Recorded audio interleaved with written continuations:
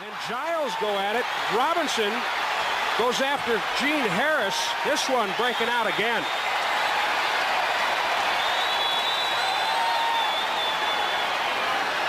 Surhoff has taken off his equipment, trying to get back in.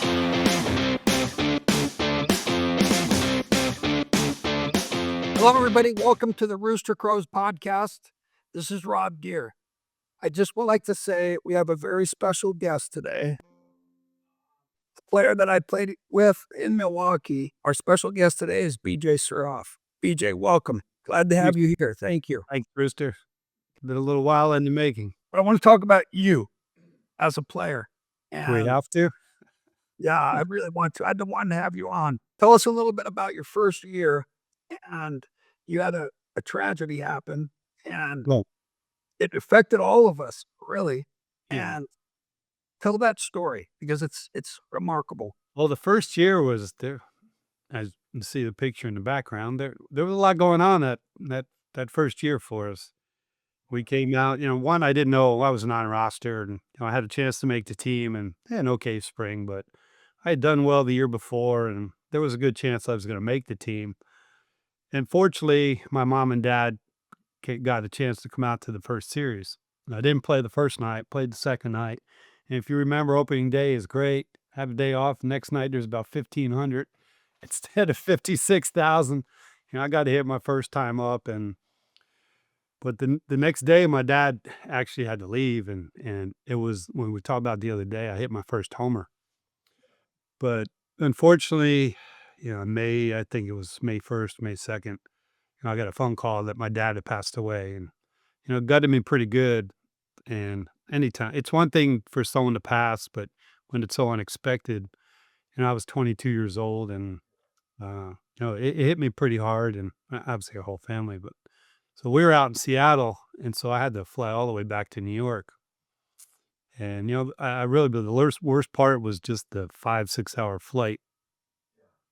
Just sitting there by myself trying to figure, just as anyone who's dealt with death and losing somebody, trying to figure out how to move on and what I need to do. And, how are my mom, how are my brothers, how are my sisters, how's everybody doing? Where are we going from here? So there wasn't bereavement back then like they do now, which is a good thing. So, the team had to reset the roster because we only had 2 catchers. So, Harry had to shuffle some guys. I think Charlie got called up, might moved a guy or 2 down. But I came back in 3 days, and, I tried to this day, I've still tried never to forget. It's not something you will forget. You'll feel that forever. But the thing was, Beach, is like when you came back, you had tunnel vision, and it was kind of like you gave the impression like you were playing for your dad. And I saw that first home run that you hit a couple of days after that. Yeah. And it was a scream, and it was a P-rod to right center, and it was about 20 feet off the ground. Hey, don't sell me short, man. I went dead central. Only the big holes go dead central. No way, man. This was dead central. Right. Anybody can pull. But that's kind of set a precedence for you as a player, because we all saw how strong you were and how you came back and you kept your chin high. I always do research on everybody that comes on. I just like to look at numbers because I didn't realize this, and this was astonishing to me. You have over 2,400 hits. Right around there, yeah.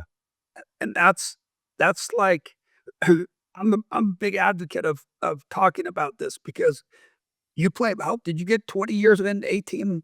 19. 19. Okay, so 19 years old, and people may not know this, but you were a very highly touted number 1 pick, right? So when you're number 1 pick and you're highly touted, you're going to show up and people are going to watch and see what happens, right? And they're going to see, well, this is the number 1 pick. And that was like, I never got the feeling ever being around you that was the case. As soon as you got there, you started playing. You were famous because you used to you used to put your catcher's mask up. Nobody ever did that. Yeah. You used to put it up here, and it was like your trademark. Remember? Yeah, I mean, that's just what I did. Yeah. I But the took my thing is, helmet. I took the mask off all the time. yeah. And, And the thing was, no, is it, so to your point, because it was very cognizant to me. Was I was I was really first of all, my dad would kick my ass if I tried to act any better than I was. But I've told a couple people this. There was a guy I played with in A ball, and I got to know him pretty good. Where I was playing undrafted free agent, and you kind of get a group of guys you start to hang out with, whatever. And I'll never forget. He goes, in his New England accent, we thought you were going to be an asshole. Why? Because I was a first round pick. Yeah, and why? I'm no different than you. So once the draft was over and you get drafted, you're in your spot. To me, that goes away. Now you got to go play, and it's a lot different now. It's a lot different now. There's way more scrutiny on the guys, and for me to go to Beloit, Wisconsin, I'm tucked away pretty good in Middle America. So, and it wasn't like I was playing for the Yankees or the Dodgers or Chicago, where there was a lot more media. right. You know, so it was a good play, and then I went to Canada to play AAA. So it's really, but yeah, people I'm sure they know, but I never wanted that to be part of who I was. Everybody knows you're number one pick. You're this or you're that. When you get to the show, like you got to play, or it's all that stuff. You can throw it out the window. Yeah, I mean, it was first round, the first pick last year, the year before, the year before, the year before. I mean, what does it matter? What's the difference between the first and the third? Rob and Paulie were third pick. I mean, what's the difference?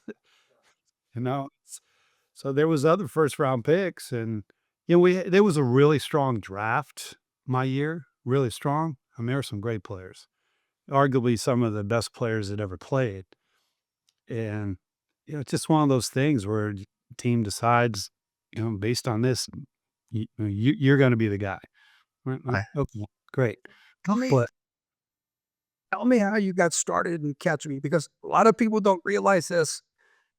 You've played every position on major league field except for a pitcher yeah, in a big league situation. yeah. So I had an older brother, and when we were in little league, when he pitched, I caught. We always played in the backyard, and then I would play shortstop when he wasn't pitching. And then we went to Babe Ruth's because they had a rule in our town. The brother rule, if you had a brother, they could automatically be on the team that your brother was, and they didn't have to draft you in the first round. So nobody could take me because I could be with my brother. Right. And so when he pitched, I always caught.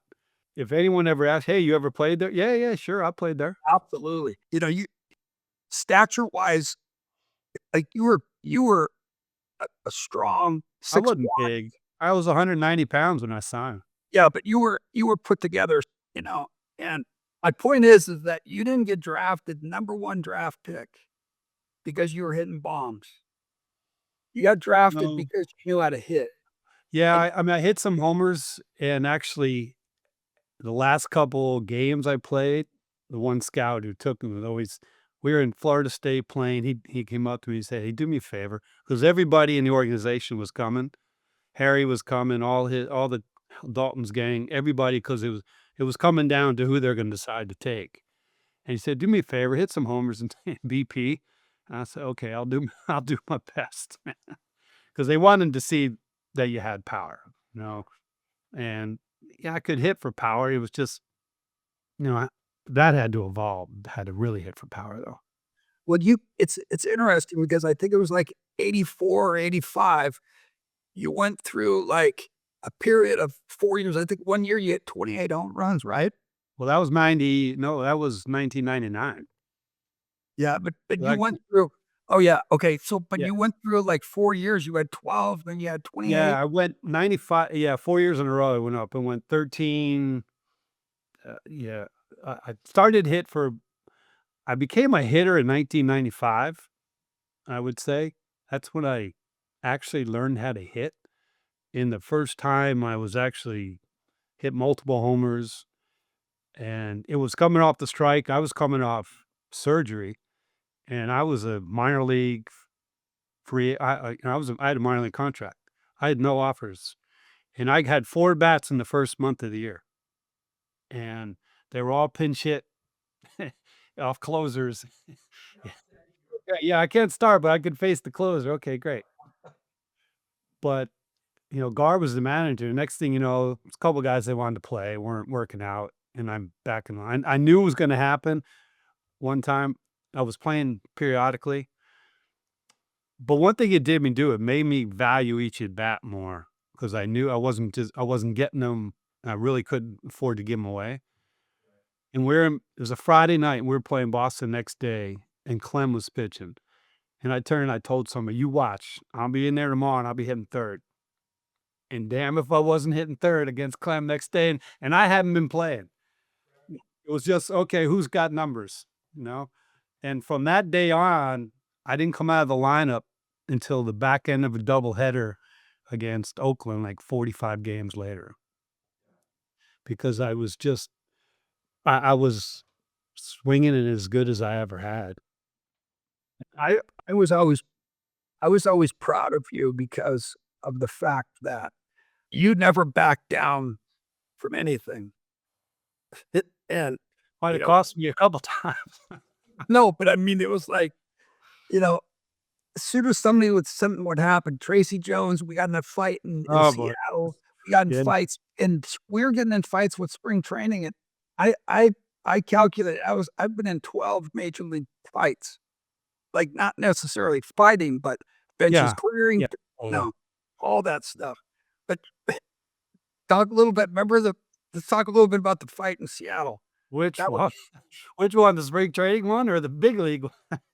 right. The one during the season. What we had, Yeah. we played a doubleheader, and Troublehorn said we got to take where there's an A game and a B game. Everybody Oh, would the go. spring trade, yeah. Yeah, So the day game at our place, and we had to dress out even if we weren't playing. yeah, and then And Braggsy got hit, I think, by Mike Schooler, and he wasn't happy about it. And the catcher, Bill McGuire, big guy, grabbed him, and Braggsy took his heel and just, Braggsy's a big guy, yeah, right up under his chin, and then, okay, it was on, right? yeah. So those guys are going, I'm like, those are the heavyweights, man. I stay out to the side here a little bit. But that night we had to go over to Tempe Diablo, Yep. and Press was hitting Jim Presley, and Mirabella's hitting, and they were teammates. I'm catching, and Bells hits Press in the left butt cheek. And I don't know what made Press think. I never had a chance to ask him. I was like, well, Bells was my teammate. He wouldn't hit me. Catcher must have called it. And next thing you know, it was on. And, I have no idea what happened other than it was a pretty good scuffle, which led to, we had some bad blood going with those guys.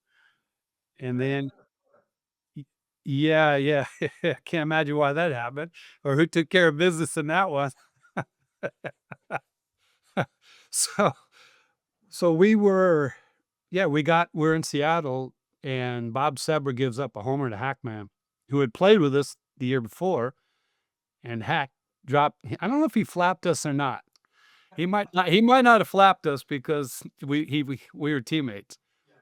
But Tracy Jones came up next, and Sebra and him played together and with the Reds, and I'm pretty sure they played together because Sebra played for Montreal too.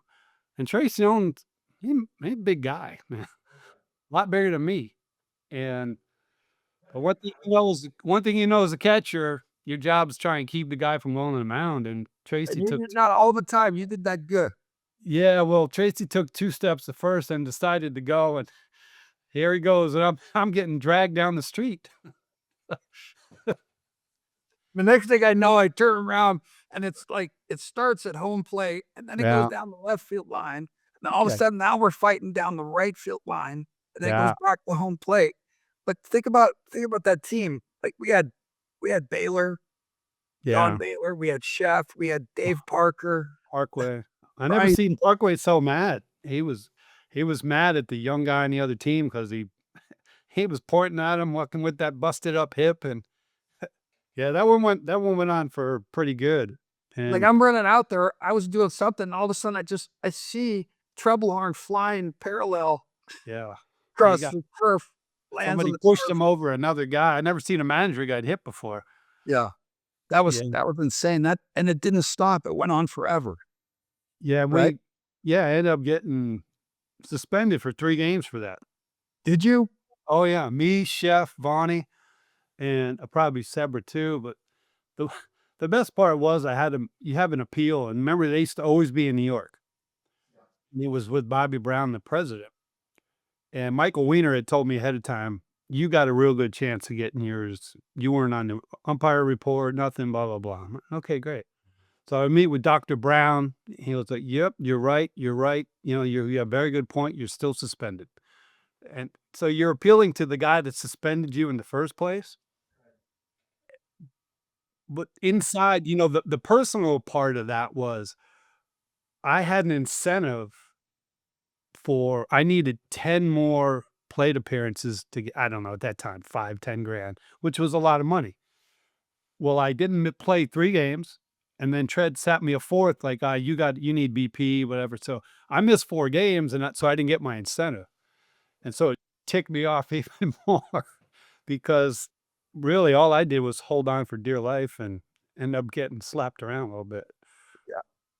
You don't remember the story about the Diamondbacks game when I ran out to left field and I was waving to you and you ran up, shook my hand. I was yelling and I walked down and I was yelling. I go, BJ, you looked up at me and the game's going on and you walked over right down the left field, right Yeah, where the well, left field maybe we're making a pitching change. guy.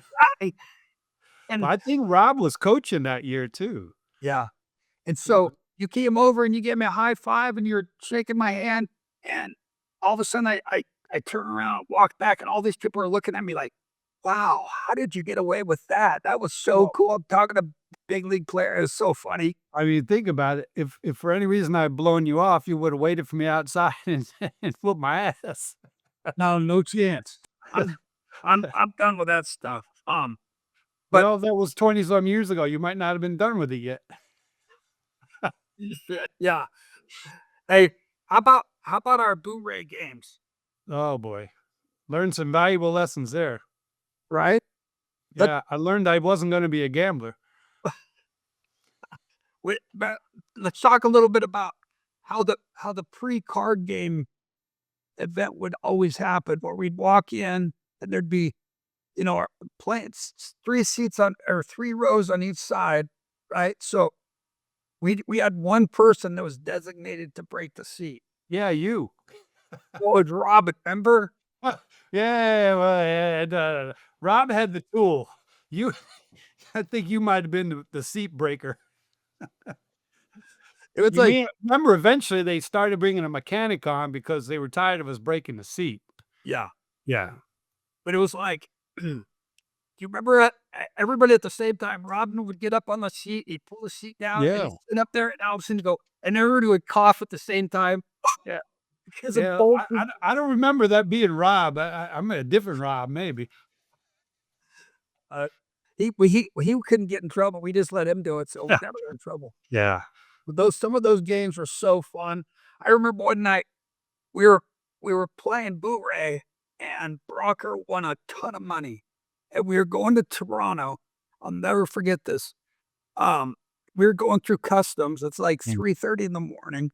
Yeah. And I was standing there and Brocker was behind somebody. I think he was talking to you or something, but he had a big wad of money and he pulled his money clip off of this big, huge wad, and he was kind of holding it. And I walked up behind him, and I went to grab it when we were in the line. And he, on his money clip, he had a knife, a little blade, no.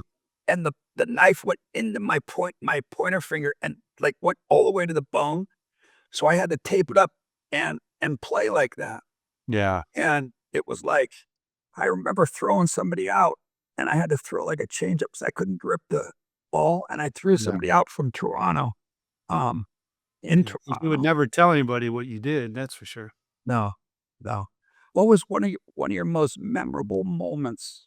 What is something that was really memorable for you? Getting to the playoffs and winning series, and those are the things.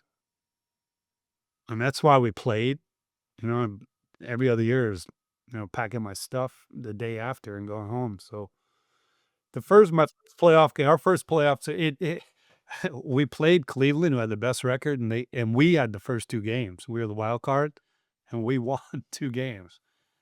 So they had the next 3. So they changed the rule the next year, where, it was 2-2-1.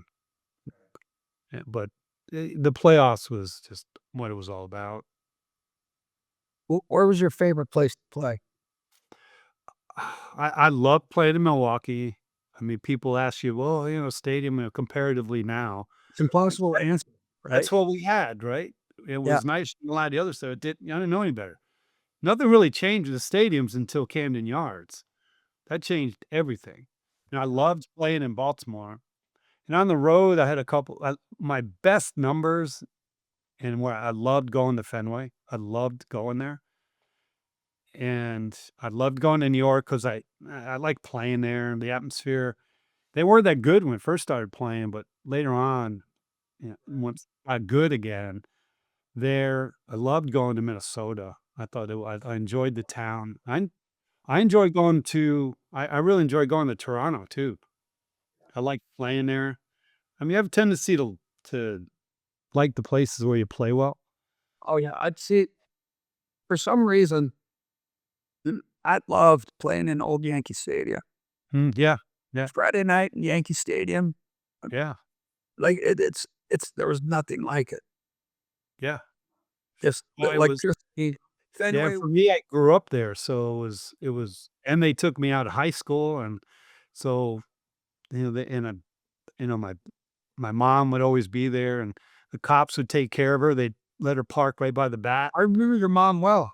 Yeah, so I'd they say, always took care of her, and they gave her a VIP spot, and so she didn't have to look around for parking, and so that part was always great. But there's a lot of good places to play, but I loved going Fenway. I loved going, and they always, no matter if they were good or bad, the atmosphere was always good. what? And I got traded halfway. I was, from Detroit. I got traded to Boston as a player that, that's my hometown. That was an unbelievable experience. I mean, Yeah, the well, it's not electricity, for everybody. Some guys can't handle it there. it was unbelievable. The Yeah. fun and just Mhm. how it felt to play every night. Yeah. It was just, that's how you like to play. Yeah, Uh, there's no doubt, and I loved looking at that left field wall. I absolutely loved it. And, then when I went out and played in the outfield, I really quite frankly, I went out there and go, "What's so damn hard about the wall? Hits the wall, you pick it up, throw it in." You hit the ladder and all that other stuff, so nobody knows what the hell it's gonna do to hit the ladder. It hits the ladder, like, once a year. So you could play shallow, and the jog from the dugout to left field was like 2 steps and you're there. Right field, if you were hitting, you had to haul it. The sun was brutal in right field. If the ball went down the line, go around like right field was brutal. But, Yeah.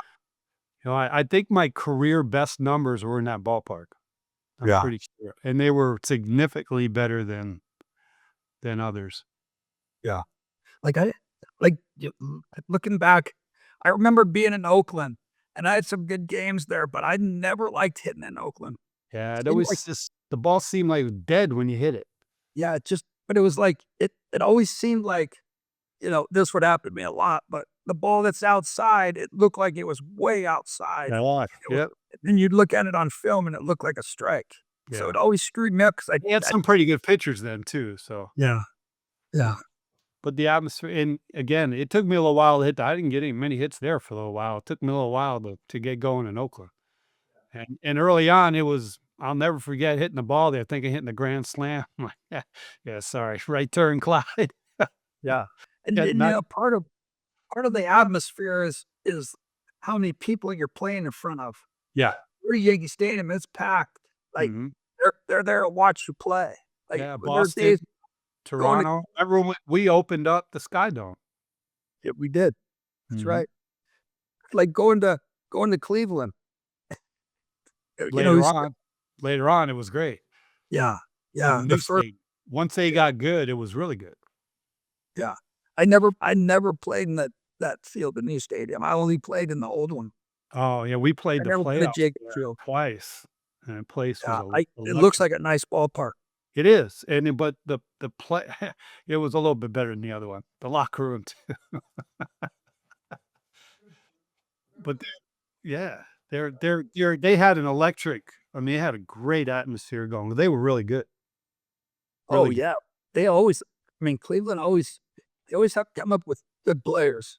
Yeah, and they've done a great job with their organization and keep being competitive, so but there's not many bad places, you know, when I went to Atlanta, I enjoyed playing there, I loved winning. In fact, it first day of spring training, pretty much knew I was gonna be in the playoffs, Right? and, you know, they're Like, that makes a big difference, you know?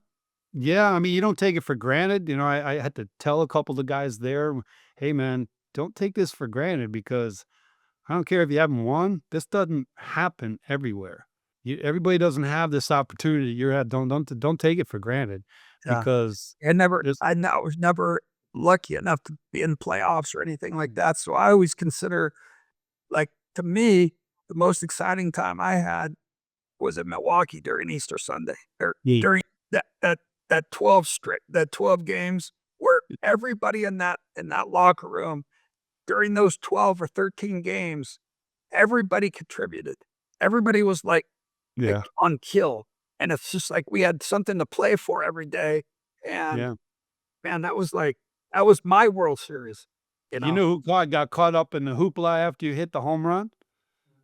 Me, because I tried to go deep, and I think I might have punched out. You never punched up. I was looking at your numbers last night, like, we are the complete 2 different, total opposite hitters, and that's it. Well, I look back, part of it, I still hated striking out, but it affected me when I was young, where I would, you know, I'd go up there not to strike out instead of 'cause my best year in '99, I looked and I struck out, I don't know, like 80 times and went, "Really?" But I had That's my 600 all-star race. but I had 673 at bats. Right, So it was like 1 in 9, right? right. Which I don't know the percentage of it, but I didn't strike out a lot, You but I never was struck also look at the numbers, 30, 40, like, you yeah, never but struck out. it was probably, it was probably between 50 as my power numbers went up and people would pitch to you a little differently. You know, you start getting 3-0 hooks, and 3-1 hooks or, you know, they pitch you a little bit differently Yeah. where they just don't, hey, here it is, whatever. But that's when I learned how to hit 3-0 too. I wanna ask you this because you've been a big league coach in Baltimore. Well, I Uh, was a minor league, I was an instructor. I've yeah, been in big league spring trainings. yeah. So, what are your thoughts, briefly, what are your thoughts on the game today versus when we played? I mean, you know the differences. Yeah, I'm not a big fan of the style of the game. The game evolves constantly. I don't necessarily think the game is better. Guys are bigger, they're stronger. Some are faster, some aren't. Some guys can't play a position, but they can hit. I don't like it's not a lot of diversity. Let's just play, let's try and play murder ball. And when you're not hitting for power and hitting homers, some teams can't score runs. And I think you need to be able to my biggest what I believe 100%, and I learned it and I tried to play this way, was what's the scoreboard? Every situation I come to the plate, every time I come to the plate is a situation. Okay, I'm leading off an inning, nobody on, nobody out, but okay, that's the situation. Every at bat's a situation. Yeah. And sometimes I could overanalyze it, but I'm down 4 in the 8th, I'm leading off, and the guy's a little wild. Well, I'm gonna take a couple pitches. I'll make him work, try and get on base. I don't need to hit a homer because that's doing him a favor in a way because now he's got a clean slate. Yeah. So, learn how to hit with 2 strikes. Knowing all right, we need to just get a run because I got a closer coming in. He's going to slam the door. I don't need 3 runs. No, if second and third and no out, I'll pull the ball to the second base to the right side in a close game. And if I get an RBI, I mean 2, great. If it's over and in, hey, great. The guy behind me gets the chance. So, and I had great examples. There was you asked me about certain things that happened in my career. I was hitting behind Rob one day, and for your audience, Rob and Yount. And there's a man on second, no out, and Rob could hit the ball right field as good as anybody. Well, he laid down a bunt. I'm like, really? And I took that as he told me why later, but he had the confidence in me hitting. He knew he was hitting behind him. And he told me I had trouble with this guy. He ran the ball in on me. I couldn't tough getting over right. And I knew you were hitting behind me and you'd get him in. Yeah. And so that's a young kid hitting behind a Hall of Fame guy. And my confidence level rose, exponentially. And it happened here, same I was hitting behind Cal, same thing. He laid down a bunt because the guy was having trouble with whatever. And I hit behind him a lot and he knew I'd get the running. And so things like that, I don't see a lot of, sometimes it's okay to play for 1 run. And, I'd love to see pitchers be conditioned mentally and physically to pitch deeper in the games. Yeah. Because my bullpen's a lot better when they don't have to pitch as many innings. Right. Starters make the relievers better. What do you think about the rules? The sliding in the second, up blocking plates. I'm trying not to be a curmudgeon because I get asked about it. I don't like any of the rule changes. Yeah. None. I mean, you might as well just, okay, the game without sounding, they play a little too friendly. I'm going to cleanly try and take you out at second base. I'm not going to spike you. If I do, I expect to get run over or drilled, and there's my punishment for doing something stupid. You know what I mean? If I'm going to try and slide in and take you out. Now, a guy hits a homer, he throws his bat up in the air. And the one thing getting back to my first homer when you and I talked about, I sprinted around the bases, 1, because I didn't know if it was going out. But 2, the last thing in the world I wanted, Steve Crawford on the mound, who was a big, strong guy, big guy, was to think that I was going to show him up in any way. And when I faced Jack for the first couple times, Jack Morris, he kind of scared me a little bit. Right? He looked out there. He could be kind of crazy. He's a great guy too. And I've met him later, and he's couldn't be nicer. Oh yeah. And I got 3 hits off him, all off different pitches. And I'm standing on second base, and all I can do is hear Jack screaming at somebody. Well, I was out looking towards center field with my head down, just hoping it wasn't me. And I think he was screaming at Heath or himself. And, I couldn't even bring myself to look at him because, those days, guys, if they think you get you out, they might drill you. Oh, so, yeah. And what was in the back of your mind? Yeah. Oh, I wonder if you remembered that, or I wonder if, Yeah, and I was really cognizant of never doing anything, hopefully, to make the guy like I feel like I showed him up. And, even I got my 2000th hit off a guy with the Dodgers in L.A. And, they kind of said something, and, I just kind of had my head down, like, let's get on with the game. And it was a really nice gesture. The pitcher looked at me, he was like, hey, here, you want the ball? I was like, yeah, thanks, man. It was really nice. Cool. Yeah, it was really cool because especially I was, I was thinking more, he's pissed that I got a hit off him. Same thing happened when I got my 200th hit in Boston off Saberhagen. Sabes took the ball and looked at me and, he tossed it or tossed it to the dugout, whatever. And I thought, because guys respect milestones and accomplishments. So I think that's one thing I really liked. But back to I don't like the rule changes. The pitching rules, it's had the effect it wanted to speed the game up. But in my view, they didn't need to make a rule and turn it into a strategy, because all the pitchers in the lower levels now they're taught to stay on the mound and work quickly. They needed to get the hitters to stay in the box. That was my view. Good And point. I agree. and throwing over the first base only 2 times, really?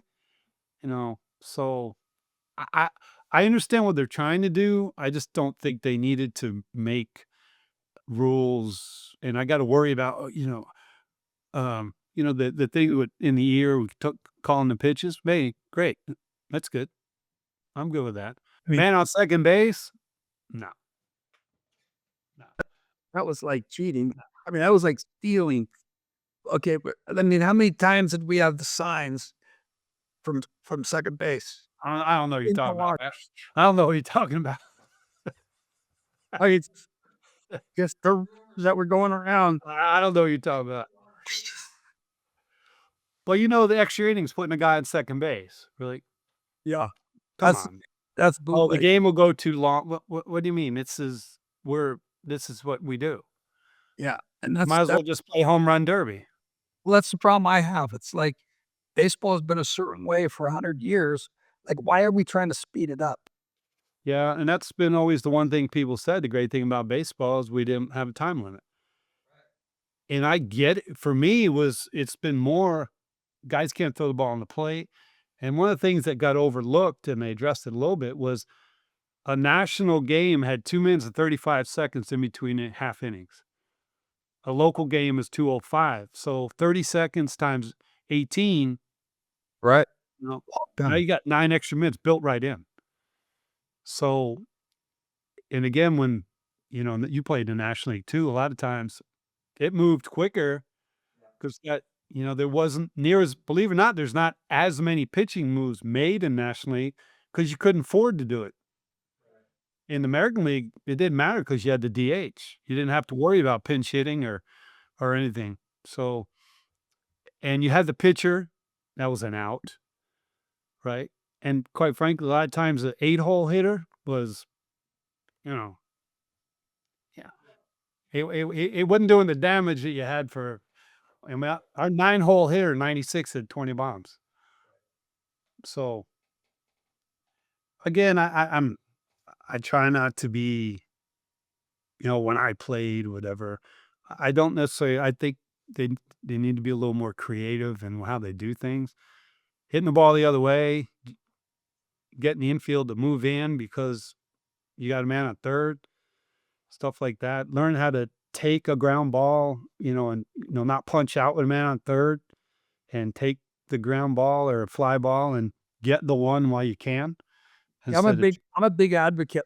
I used to like Mike Socher, how he managed. I liked ABC baseball. Get him on, get him in, get him over. Like, Yeah. I like that kind of baseball, and that you never see it run. You never see And guys. you get the lead. It's really important. Yeah, and it's just everything's about launch position and trying to leave Earth. And you're a perfect example of a very athletic catcher that could play any position. He probably could have pitched. I you thought almost I had- did, and then I said, nah. I thought I wanted to take an inning till I saw some of those balls going back to the box. That's right. Some of them, I don't see how they get out of the way. No, I saw guys get hit in the head. I'm like, I'm out. I'm Yeah, good. I've seen nasty stuff. I just wish there was a little more. Everybody just didn't play. Again, when we played, you had guys, they built teams for their ballpark. St. Louis, right? In the 80s, they could run, play defense, and they weren't. Jack was the only guy really hit for power. And they could run, they could create runs, and they could play on that turf. And, again, there's not on turf now, but and you should tailor your team to your ballpark a little bit. So again, I I'm not telling you they don't practice fundamentals, but I mean, the example, Game 5 of the World Series last year was kind of for the only game I watched. The 5th inning, I'm like, the Yankees shot themselves in the foot, and it doesn't really show up until you're in close games, and that's why the playoffs are so different. You got to be able to get runs. Everything's magnified. Yeah. When you You know? get a chance to score a run, you got to score a run. Yeah, just get a double play. You can't mess that double play up. No. You got to get outs, and like Yeah. that were like they just didn't play good. I don't. Yeah. I heard a stat the other day I was shocked at, and it was very interesting. The team that makes the least amount of errors wins 630% of the time. 630 winning percentage. Really? Yeah. So that's 100 wins if you catch the ball better. Yeah. Right. Every day. On an everyday basis, it's 100 wins. Yeah. Just by playing better defense. Yeah. And if you have pitching, Oh, yeah. oh, Yeah. because it's So, again, there's guys that can do some and there's some really good players. You got 40 guys now, but you got guys that hit 200 and yeah. they strike out 300 times. I'm like, okay, Yeah. playing fast, it's playing softball. And it's the ballparks nowadays are so much better to hit in than when we had county And they're stadium. they're smaller. Yeah. Like, can you imagine playing at Miller Park, the new ballpark in Milwaukee? Like, that's a launching pad. That place would be nice to hit in. Yeah, I mean, they've moved in. Even Oakland used to be terrible to hit in. They moved the fences in. Yeah. At night, it's still tough. San Francisco, I mean, you played there, but AT&T or whatever it's called now, at night, no chance. When that fog rolls in, Oh, day games, yeah. Even but I see LA used to be dead at night, and guys are going. So everyone asks about the ball, and I think the ball is a little different. Yeah. I can't tell you for a fact what I think it is. But if you look at like a lot of the ballparks, the Phillies, Oh yeah, Mets they're all was pretty big. Yankee Stadium. The new stadium's small. Oh yeah, puny. Right field is. I mean, why wouldn't you hit the ball right field? It's about 350 right. It's about 350 right center gap. I might be able. I'd say try to go right field if I played in that ballpark. Well, it's only seriously about 350. Yeah. It used to be 385. Yeah. Well, you see pop-ups and the pop-ups to right field, like, you gotta be kidding me. Yeah. They're just routine fly balls and they're out 5 rows up. Yeah, Camden, they had moved the fences back in a weird angle, and this year they moved them back in 20 feet or something because the study that said they were losing homers. Well, like, I'm really glad that I had you on. I'm really glad that you made time to come on. You've always been a great friend of mine. You always will be a great friend of mine, and I really respected how you played beach. I mean, it was just, it was fun to watch you, and the reason why I brought up that father thing, because I know it meant a lot to you, and it meant a lot to us to see you come back, and, like, from that day when you came back, 2,400 hits, going to the playoffs, all the stuff. It's so fun to get caught up with you. And it's like, I'm sure you can vouch for this, but I hadn't talked to you. I talked to you a couple years ago in Florida. Mhm. But every time, like we've talked since the first time we talked in a while. We've talked on the phone several times, and we've talked for an hour at a time, or we Yeah. just talk about baseball stories, and it's so fun to get caught up. But you can not be in touch with somebody forever. But when you have the close camaraderie like we do, Yeah. you start talking to somebody, and man, it's like I can talk all day to you. Yeah, and quite frankly, when people ask me if do I miss it? This is the part you miss. Loved playing. At some point, everybody's time runs out playing. But going to the ballpark before, the bus rides, the plane rides, all the stuff that you kind of build up, having a locker next to somebody for 5, 6, All the 7. things you're talking about are Yeah, exactly yeah, why I love doing this. yeah.